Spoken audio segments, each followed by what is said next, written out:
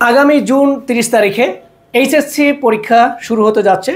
HSC পরীক্ষার্থীদের জানাচ্ছি English with Mustafa আলীর পক্ষ থেকে প্রাণ ঢালা শুভেচ্ছা এবং শুভকামনা। ইংলিশ ফার্স্ট পেপারে part A 60 marks, part B writing 40 marks. এই 40 মার্কসের অনেকগুলো আইটেম ছিল আগে, এখন কিন্তু আইটেম শর্ট সিলেবাসে কমে গেছে, যা অনেকেই জানে না। এখন জুবাইর, তুমি তো পরীক্ষা দিতে যাচ্ছ, তো এই 30 তারিখে যে পরীক্ষা, এই পরীক্ষায় ইংলিশ ফার্স্ট পেপারে কিন্তু মার্কস উঠানো খুবই ইজি।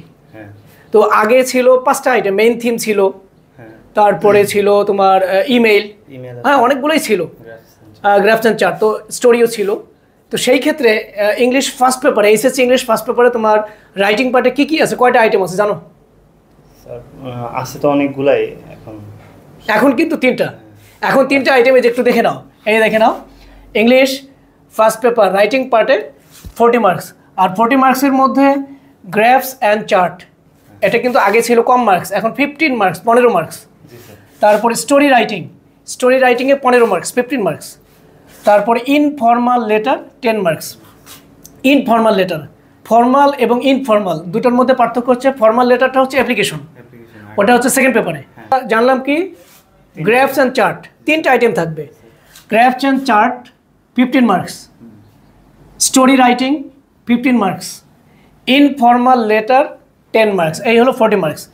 ইনফর্মাল লেটার এবং ফর্মাল লেটার দুটোর মধ্যে পার্থক্য হচ্ছে, ফর্মালটা হলো application, official letter, application principal স্যারের কাছে যেটা লেখা হয় অফিসিয়াল, আর ইনফর্মালটা হচ্ছে প্রাইভেট লেটার, পার্সোনাল লেটার, যেটা বন্ধুর কাছে, বাবার কাছে, মায়ের কাছে, এটা।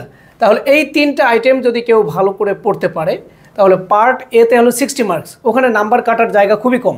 তাহলে এই 3টা আইটেমের ব্যাপারে তোমার প্রিপারেশন কেমন, আর আমি যদি ক্লাস দিতে চাই কিভাবে ক্লাস দিলে ভালো হয় বলো দেখি? স্যার আমাদের প্রিপারেশন তো বাসায় তো আমরা পড়ালেখা করি, ঠিক আছে, বাট আমাদের বোঝার জন্য স্যার প্রত্যেকটা আপনি আলাদা আলাদা ভাবে যদি বুঝাই দিতেন, এই 3টা আইটেম 3টা ক্লাস, হ্যাঁ 3টা ক্লাস যদি আলাদা বুঝাই দিতেন তাহলে সবারই উপকার হবে। ওকে, থ্যাংক ইউ ভেরি মাচ। তাহলে নেক্সট আইটেম অর্থাৎ নেক্সট ভিডিও দেখার জন্য আমার ইংলিশ উইথ মুস্তফা আলীর পেজে লাইক, কমেন্ট, শেয়ার দিয়ে পাশে থাকবে। তাহলে প্রত্যেকটা আইটেম, যেমন গ্রাফস অ্যান্ড চার্ট কীভাবে লিখতে হয়, তারপরে স্টোরি রাইটিং কীভাবে লিখতে হয়, ইনফর্মাল লেটার কীভাবে লিখতে হয়, 3টা ভিডিও দিব 3টা ক্লাসেই। আশা করি তোমাদের অনেক উপকার হবে।